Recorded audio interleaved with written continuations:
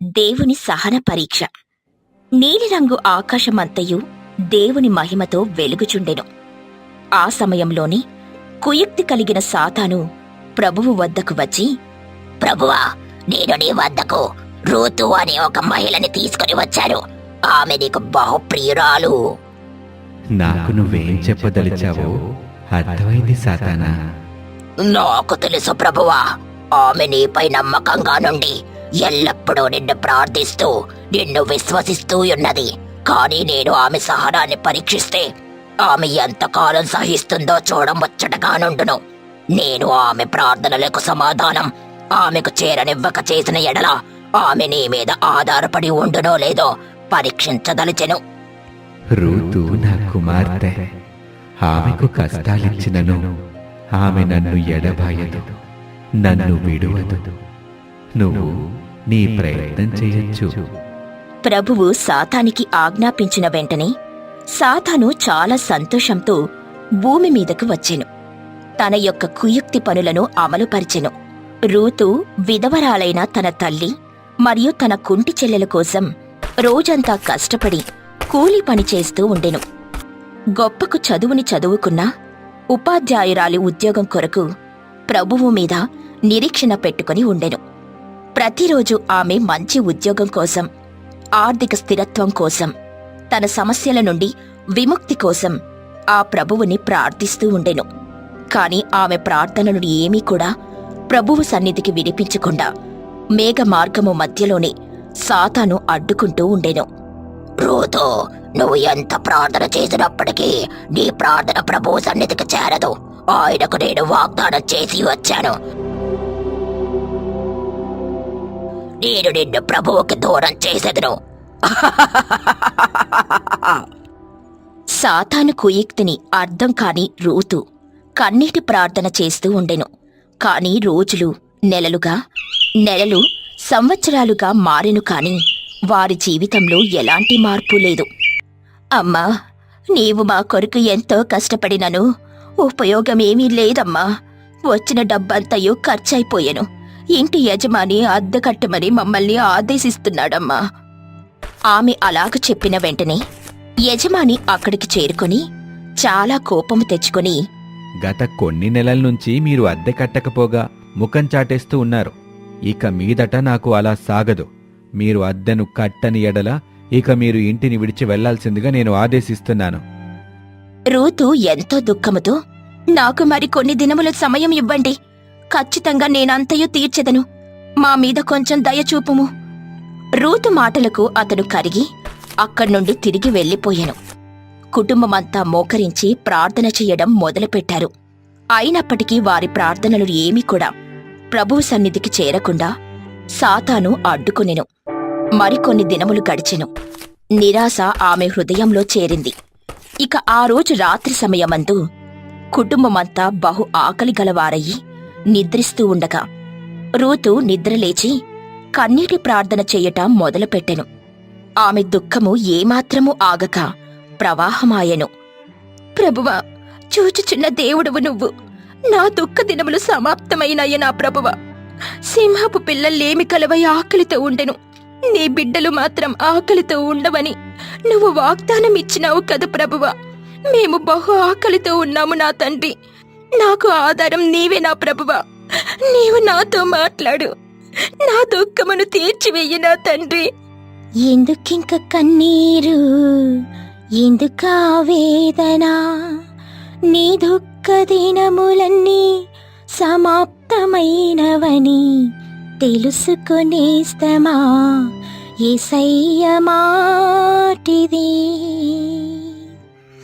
ఎందుకింక కన్నీరు, ఎందుకా వేదన? పరలోక మహిమను నీ కొరకు విడిచెను. తన ప్రాణము పెట్టి నిన్ను బ్రతికించెను. పరలోక మహిమను నీ కొరకు విడిచెను. తన ప్రాణము పెట్టి నిన్ను బ్రతికించెను. ఇంత చేసిన వాడు నీకు దూరమవుతాడా? సందేహమును వీడి సిలువ దర్శనము పొంది ఇంత చేసిన వాడు నీకు దూరమవుతాడా?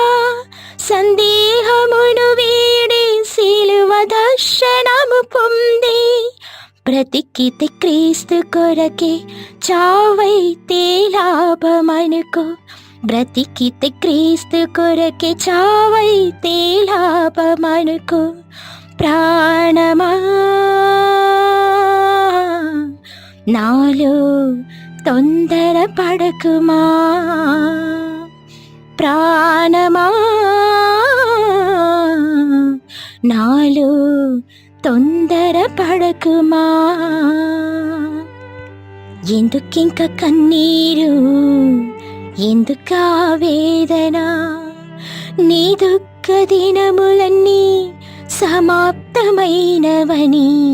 తెలుసుకొనేస్తమా, యేసయ్య మాటిది. ఎందుకింక కన్నీరు, ఎందుకా వేదన అంటూ ప్రార్థన చేయుచుండెను. దేవునికి మొరపెట్టి గానము చేయుచుండెను. ఇంతలో ఒక్కసారిగా అక్కడ పెద్ద గాలి వీచెను. అక్కడున్న పరిశుద్ధ గ్రంథం తెరవబడి పెద్ద వెలుగు ప్రత్యక్షమాయెను. ఆ వెలుగులు ఒక వాక్యము ఈ విధముగా కనబడెను. ధైర్యము తెచ్చుకుని నీ హృదయమును నిబ్బరముగా నుంచుకొనుము, యెహోవా కొరకు కనిపెట్టుకునియుండుము. దానిని చూసిన రూతు బహు సంతోషముతో ప్రార్థనను ఆ విధంగానే కొనసాగించెను. ఆమె ఏమాత్రము ధైర్యము కోల్పోక మరికొన్ని దినములు ప్రభువు కొరకు ప్రార్థన చేస్తూ, కష్టములు సుఖములు వచ్చినను ప్రభువుపై ఉన్న నమ్మకాన్ని, విశ్వాసాన్ని ఏమాత్రం తను కోల్పోలేదు. ఒక ఉదయకాల సమయంలో తల్లి నయోమి, అమ్మా రూతు, నీకేదో ఉత్తరం వచ్చింది, ఇదిగో చూడు. రూతు ఎంతో ఆనందంతో దానిని తెరచి చూసెను. దానిని చూసి ఆమె ఆనంద బాష్పాలు కంట నిండా నిండిపోతాయి. అమ్మా, ప్రభువు నన్ను దీవించాడమ్మా, మన కష్టాలు మొత్తం తీరిపోయాయి. ప్రభువైన క్రీస్తు మన కష్టాలను తీర్చినమ్మా. నేను ఉపాధ్యాయురాలి ఉద్యోగాన్ని నాకు మన ఊర్లోనే ఇచ్చాడమ్మా.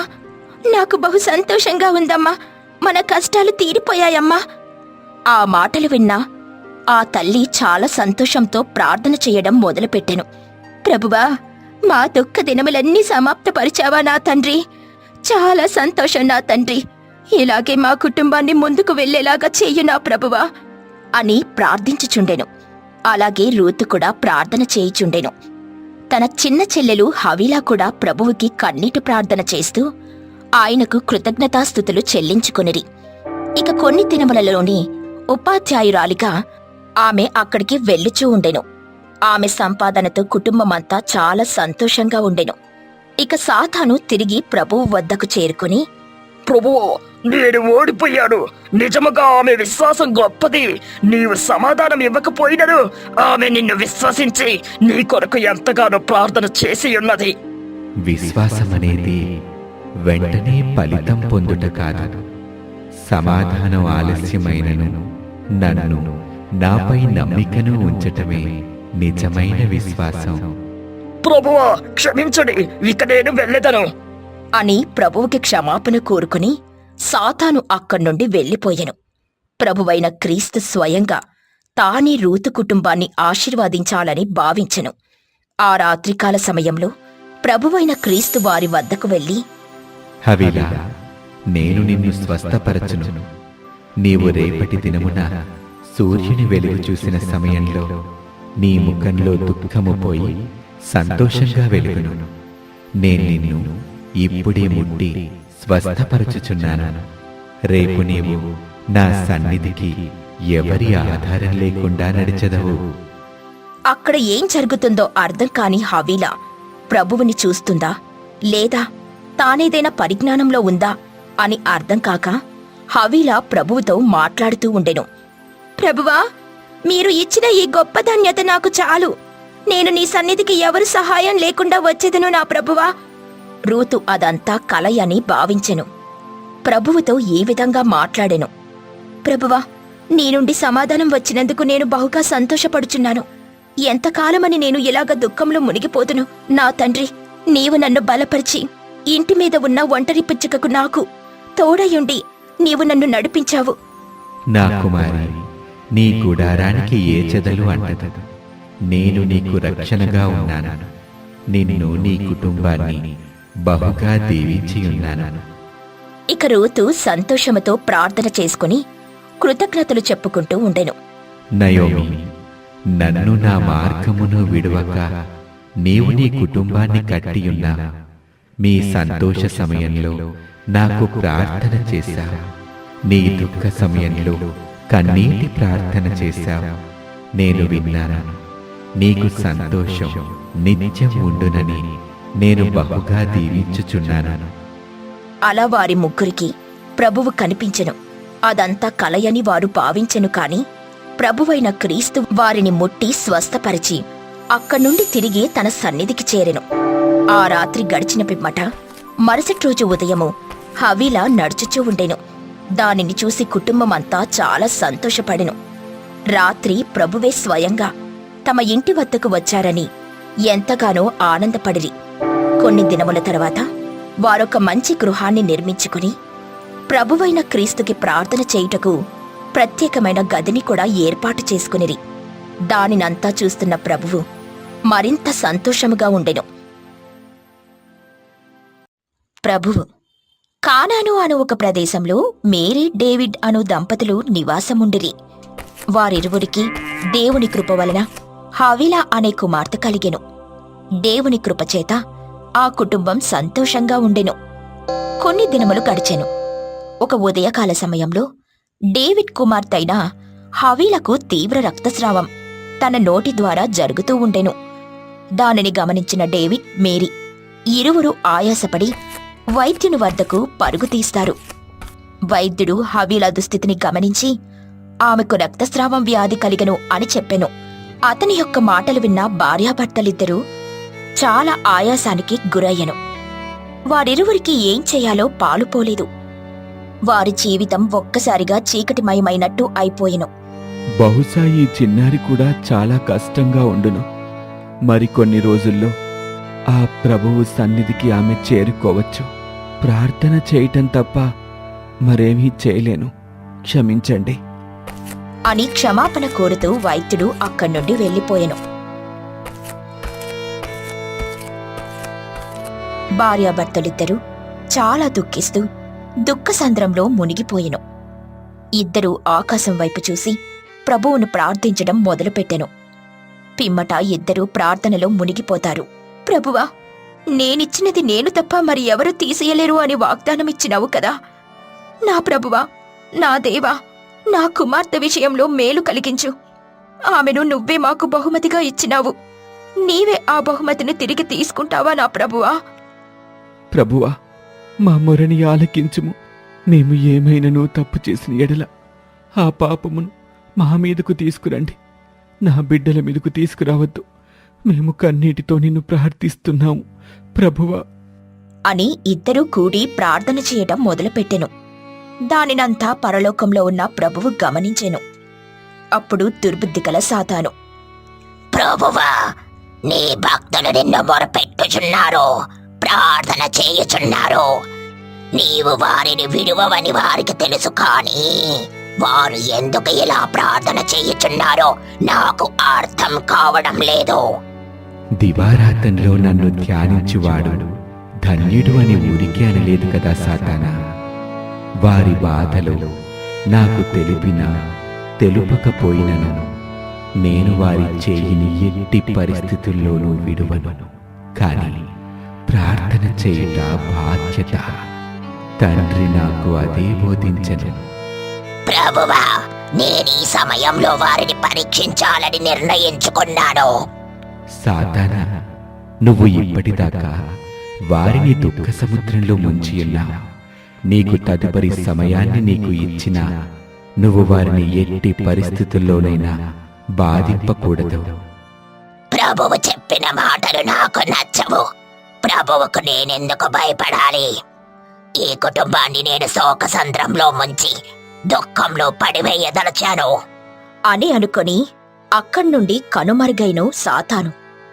సమస్తము తెలిసిన ప్రభు, సాతానా, నీ ఆటలు ఇక కొనసాగవు. నీవు నీ శక్తిని మరిచి ప్రవర్తించిన ఎడల నీకు ఇవ్వాల్సిన బహుమతి ఖచ్చితంగా నీ పాపకర్మలకు నీవు బాధ్యత వహించదు అని సాతానును ప్రభువు శపించెను. వెంటనే సాతాను ఒక స్త్రీ శరీరంలోకి ప్రవేశించి ఆమెను సరాసరి మేరీ డేవిడ్ కుటుంబం వద్దకు తీసుకెళ్ళెను. చూడండి ప్రియులారా, నా తండ్రైన ప్రభువు మీ వద్దకు పంపెను. మీ కష్టాలను తొలగించుటకు నేను ఇక్కడికి వచ్చాను. నీ సమస్య త్వరలోనే తీరనున్నది. అందుకుగాను మీరు చెయ్యవలసిన కార్యక్రమం ఏమిటనగా, మీ వద్ద ఉన్న వాటిని బలి ఇచ్చి ఊరి మొత్తమునకు విందు చెయ్యవలెను. పిమ్మట ఆ ప్రభువైన యేసే మీకు రక్షణ కలిగించుడు.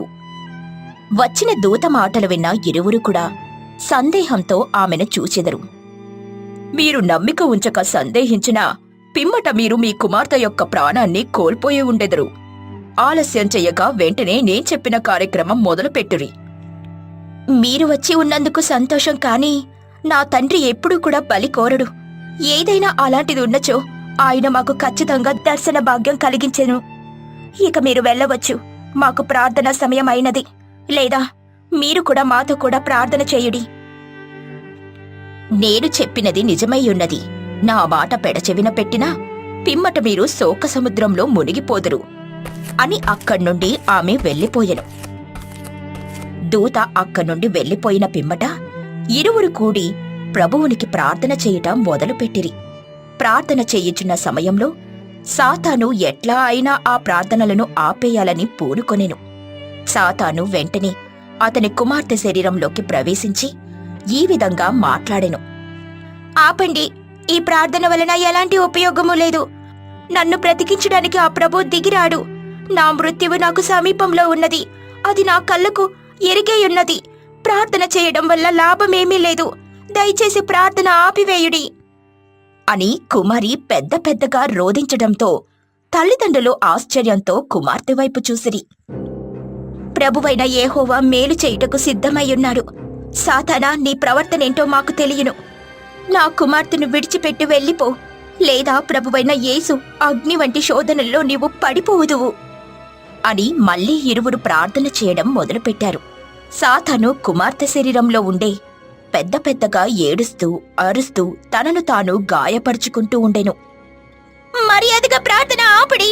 ఈ ప్రార్థన నాకు నచ్చలేదు. ప్రభువైన యేసు లేడు.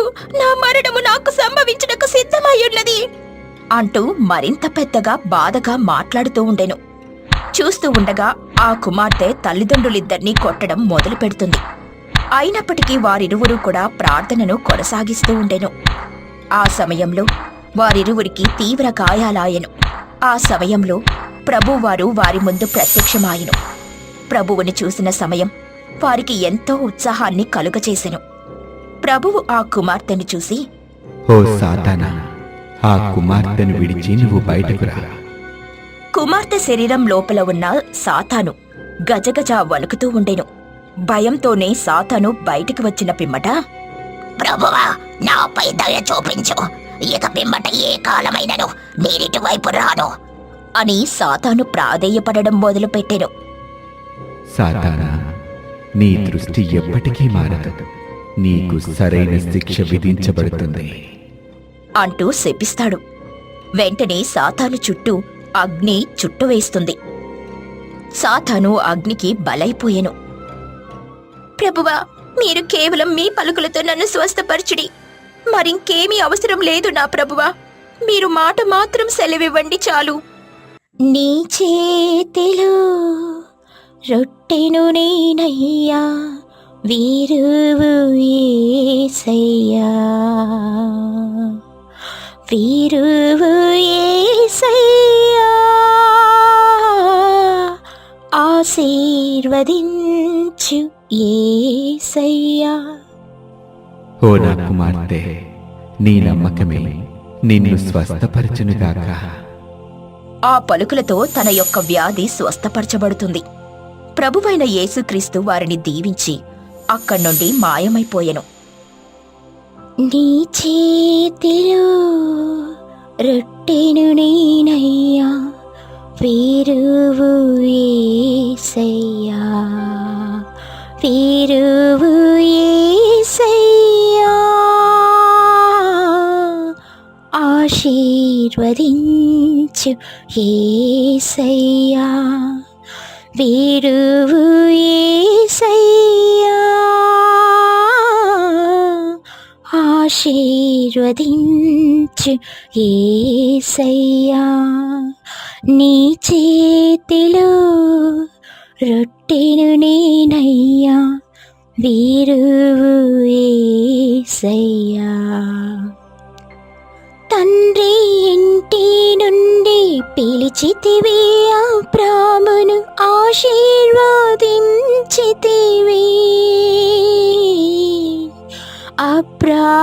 అబ్రాహాముగా మార్చితివి తండ్రి ఇంటి నుండి పిలిచితివి అబ్రామును ఆశీర్వదించితివి